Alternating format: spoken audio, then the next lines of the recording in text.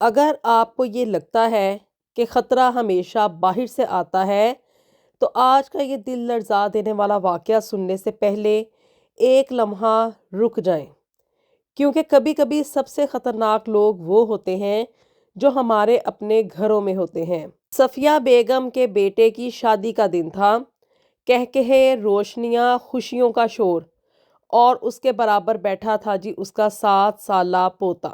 لیکن اسی شادی میں کسی نے اس بچے کو مارنے کی منصوبہ بندی کر رکھی تھی۔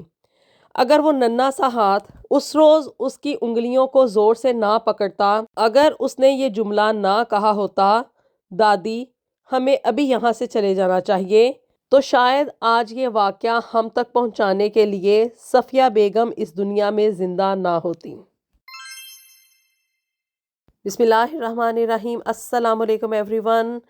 آج کی یہ جو کہانی میں آپ لوگوں کے ساتھ شیئر کرنے جا رہی ہوں، یہ ایک بہت ہی دل خراش واقعہ ہے۔ یہ کہانی ہے صفیہ بیگم کی، جو کہ ایک دادی تھی، ایک معصوم بچے کی جس کا نام حمزہ، اور ایک ایسی گہری سازش کی جو خوشیوں کے پردے میں چھپی ہوئی تھی۔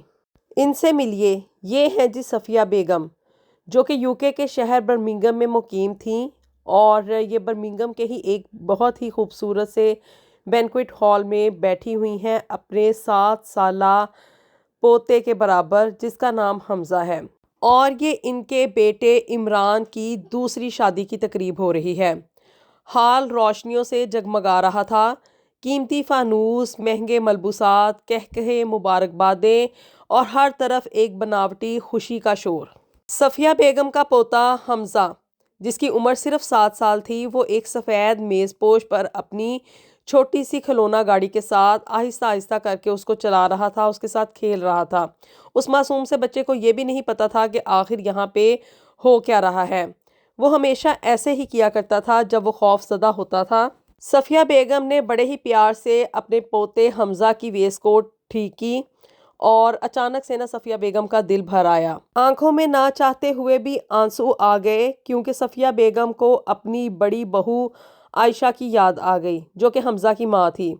اللہ گواہ ہے کہ وہ لڑکی نور تھی، نرم دل، صابر، اور اس کو ماں بننے کی بڑی ہی خواہش تھی۔ لیکن جیسے ہی حمزہ کی پیدائش ہوئی تو عائشہ اس دنیا سے چلی گئی۔ خیر جی، اب عمران کی یہ دوسری شادی ہو رہی تھی۔ قوالی کی مدھم سی آواز چل رہی تھی، مہمان ہنس رہے تھے، ہر طرف خوشی کا سماں تھا، اور دور سٹیج کے پاس صفیہ بیگم کا بیٹا عمران کھڑا تھا، جس کے چہرے پہ تو مسکراہٹ تھی، مگر آنکھوں میں وہ خلا تھی جو کہ عائشہ کے جانے کے بعد کبھی پر نہیں ہو سکی۔ اور اس کے برابر میں بیٹھی تھی اس کی نئی بیوی زارا، سرخ اور سنہری لباس میں ملبوس، ہر مسکراہٹ بالکل پرفیکٹ، جیسے ایک ماسک لگایا ہوا ہو۔ صفیہ بیگم کے دل میں ایک انجانا سا خوف تھا، لیکن اس نے اپنے آپ کو بڑا ہی کمپنسیٹ کر کے بٹھایا ہوا تھا، خود کو سنبھالا ہوا تھا کہ شاید یہ بلا وجہ کی سوچ ہے۔ جبکہ اسی لمحے حمزہ کی پلیٹ میں اس نے ایک کیک رکھا، اور حمزہ اس کو صفیہ بیگم کو دیکھ کے اپنی نظریں چرا رہا تھا، جیسے حقیقت کا پتہ ہو لیکن وہ اس کو ماننا نہیں چاہ رہا ہو۔ پھر جی اچانک سے حمزہ رک گیا۔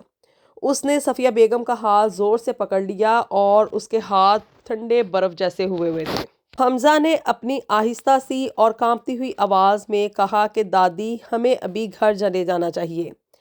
صفیہ بیگم کا دل زور زور سے دھڑکنے لگا کہ کیا ہوا، آخر ایسا کیا ہوا کہ ابھی ہمیں یہ شادی کی تقریب چھوڑ کے گھر واپس چلے جانا چاہیے۔ اس نے خود کو سنبھالتے ہوئے پوچھا کہ کیا ہوا حمزہ، ابھی ہمیں کیوں واپس جانا چاہیے؟ تو جی حمزہ نے آگے سے یہ جواب دیا کہ دادی آپ نے میز کے نیچے نہیں دیکھا نا؟ صفیہ بیگم کے جسم میں ایک سرد لہر دوڑ گئی۔ اس نے آہستہ سے میز پوش اٹھایا، اور وہیں ایک چھوٹا سا طے کیا ہوا کاغذ پڑا تھا، بالکل حمزہ کی کرسی کے پاس۔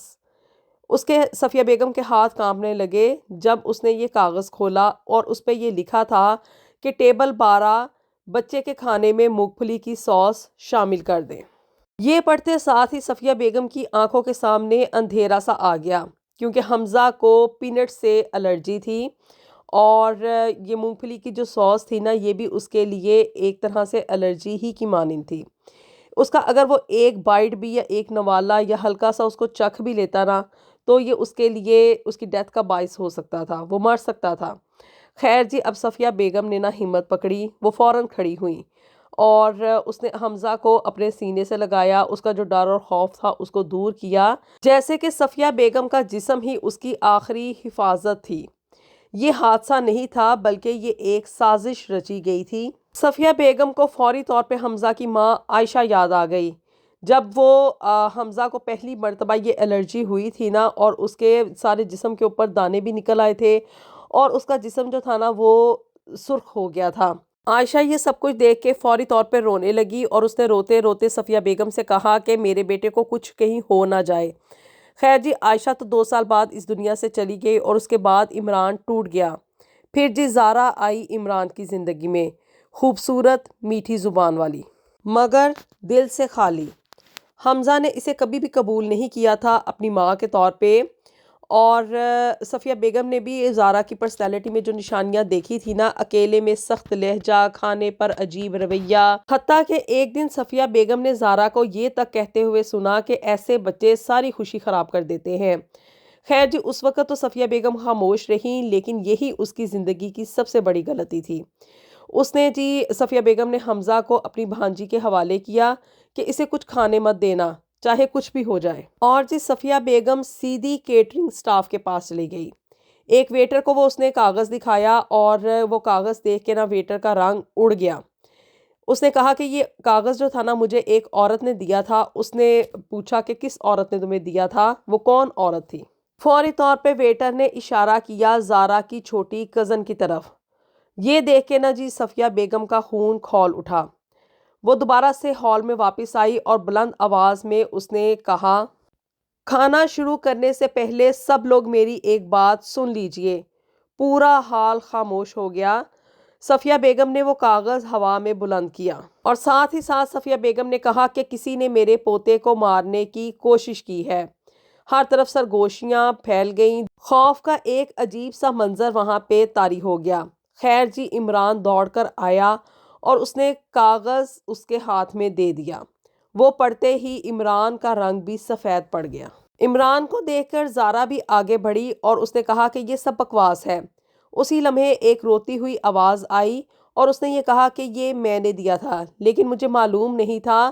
وہ لڑکی کانپ رہی تھی اور اس کو یہ خوف ہو گیا تھا کہ اب میں رنگے ہاتھوں پکڑی گئی ہوں، کہیں یہ نہ ہو کہ یہ لوگ پولیس کو بلا لیں۔ اس لڑکی نے روتے ہوئے اور کانپتے ہوئے یہ کہا کہ یہ مجھے سب کچھ کرنے کے لیے زارا نے کہا تھا۔ زارا نے جب دیکھا کہ بھی وہ رنگے ہاتھوں پکڑی گئی ہے تو وہ چیخنے لگی، رونے لگی، چلانے لگی اور ساتھ ہی ساتھ وہ اپنی کزن کو کہہ رہی تھی کہ چپ رہو۔ بس یہ وہی لمحہ تھا جب عمران نے یہ کہا کہ تم جانتی تھی کہ میرا بیٹا مر سکتا ہے۔ آگے سے زارا خاموش رہی۔ سیکیورٹی آئی، شادی ختم ہو گئی۔ صفیہ بیگم نے اپنے پوتے حمزہ کو گلے سے لگایا اور ساتھ ہی ساتھ اس کو یہ کہا کہ تم محفوظ ہو، تمہاری دادی ہے نا تمہاری دیکھ بھال کرنے کے لیے۔ اور اسی لمحے ان لوگوں نے پولیس کو انفارم کیا اور جی پولیس وہاں پہ آئی اور زارا کو وہاں پہ اریسٹ کر لیا گیا، ثبوت کے ساتھ کہ اس نے یہ کاغذ جو تھا نا وہ ویٹر کو دیا تھا، اور یہ پوری کی پوری ایک سوچی سمجھی سازش کے تحت ان لوگوں نے حمزہ کی جان لینے کی کوشش کی تھی۔ اس واقعے سے ہمیں ایک سبق ضرور ملتا ہے کہ صرف اور صرف خون کے رشتے ہی کافی نہیں ہوتے ہیں۔ اصل خاندان وہ ہوتا ہے جو کہ مشکل وقت میں بھی آپ کے ساتھ کھڑا رہے، آپ کی حفاظت کرے۔ خاموشی کبھی کبھی جرم کا ساتھ بن جاتی ہے۔ اگر صفیہ بیگم اس دن خاموش رہتی، اگر اس نے یہ سوال نہ کیا ہوتا تو آج شاید اس کا پوتا زندہ نہ ہوتا۔ آپ لوگ اپنی رائے کا اظہار ضرور کر سکتے ہیں کہ کیا صفیہ بیگم کو وہاں پہ خاموش رہتے ہوئے زارا کی شادی عمران کے ساتھ ہونے دینی چاہیے تھی؟ کیا صفیہ بیگم کو خاندان کی عزت کے نام پر خاموش رہنا چاہیے تھا؟ کیا ایسا نہیں ہو سکتا تھا کہ اگر وہ وہاں سے حمزہ کو بچا کے نکل جاتی تو زارا کوئی دوسری اٹیمپٹ کرتی؟ گھر میں رہتے ہوئے وہ اس کے ایک سٹیپ مدر بننے جا رہی تھی، تو وہ گھر میں رہتے ہوئے بھی حمزہ کی جان کو کوئی نہ کوئی خدشہ پہنچا سکتی تھی، یا کہ ایک معصوم جان کو بچانے کے لیے صفیہ بیگم نے جو ایک انتہائی قدم اٹھایا، یہ بالکل ایک ٹھیک قدم تھا۔ اپنی رائے سے ہمیں ضرور آگاہ کیجیے گا۔ اللہ تعالیٰ ہم سب کے لیے دنیا اور آخرت میں ڈھیر و ڈھیر آسانیاں پیدا فرمائے اور ہمیں سچ کا ساتھ دینے کی توفیق بھی عطا فرمائے۔ ملیں گے آپ سے نیکسٹ ویڈیو میں with something new and something very interesting. Until then, Allah Hafiz.